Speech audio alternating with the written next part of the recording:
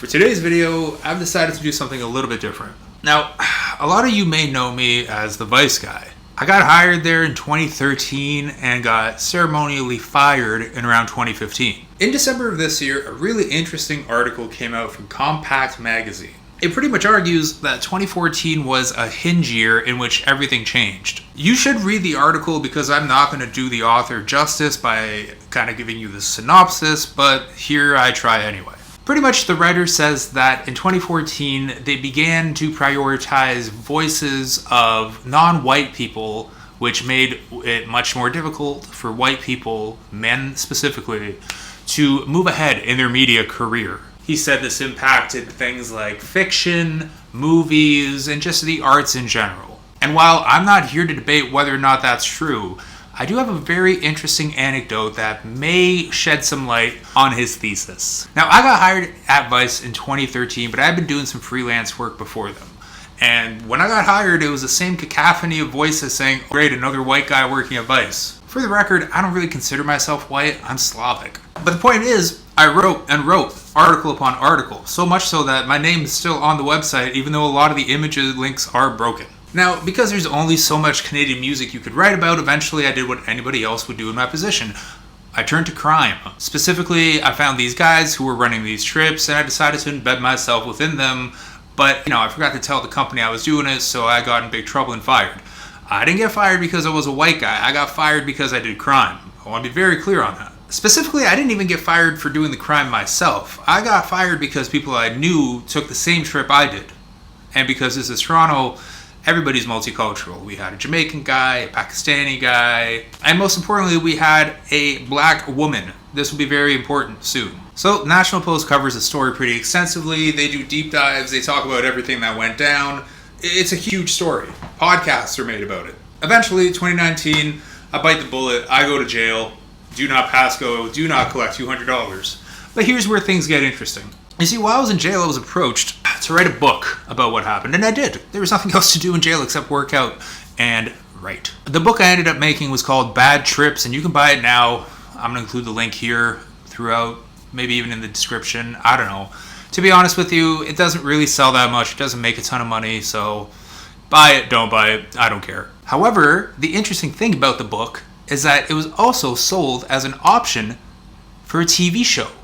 To Bell Media. Now, this is interesting for heads who are more into the ins and outs of Bell versus Rogers and the two major Canadian companies competing against each other. Rogers put money into Vice that ended up collapsing. Bell ended up buying the story of that collapse. It's all very succession coded if every character was incredibly boring. But this is where my story runs into the Compact article story. Because when my book was optioned, it wasn't optioned for my perspective. God no, I'm a white man. The people who bought the option decided that the best way to tell the story was through the lens of Portia Wade, the only woman of color to attend this trip.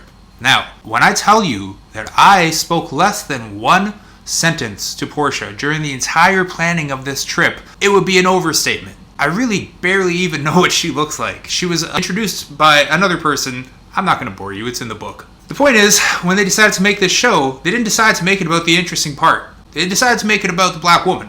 Now, part of me thinks that this was a direct response to the fact that Vice culture was so opposite of that, they decided that the best way to tell that story was to veer left, but they ran into some problems. You see, every year around June, we have something called the upfronts. I think they have the same thing in the States. Pretty much you showcase your slate of work that's coming up. In 24, in the upfronts, they were very proud of the fact that they were making a 6-part episode mini-series about bad trips. And now I'm reading from the thing here, but it says it's a drama about a young woman who meets a music editor at an influential media company who offers her an all-access pass to a world she craves to be a part of. That never happened. I'd never really even spoke to Portia. It goes on to talk about another show called The Last Captain, which is a new docuseries that follows several generations of fishing families living in a remote archipelago in the Gulf of St. Lawrence. That show did get renewed for season 2, by the way. But in next year's upfronts, it was actually announced that Bad Trips was scrapped. It means that they were no longer making the show due to not being able to secure international funding. Maybe you should have looked in Australia. But the reason I tell this anecdote is not to bitch and moan. I am very happy with the fact that it even got optioned. Some money is better than no money, obviously.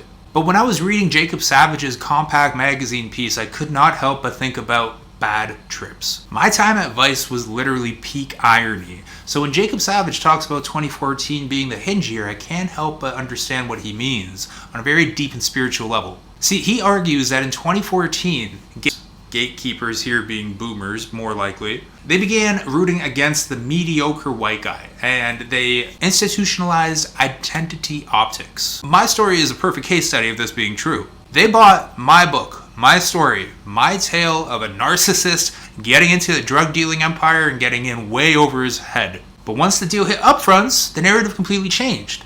They attached a director to it, a director whose last show was most famous for getting canceled.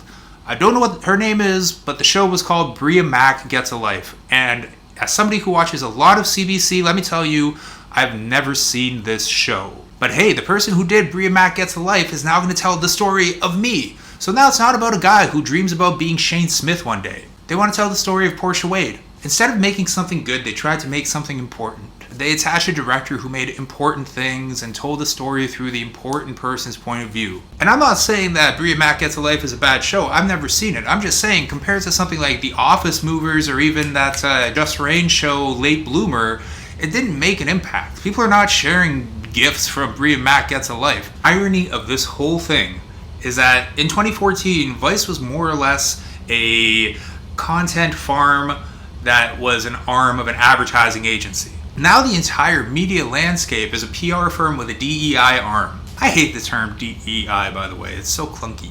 And again, I'm not here saying like, oh, if it wasn't for those pesky blacks, I would be able to be swimming in riches. No, that's not what I'm saying.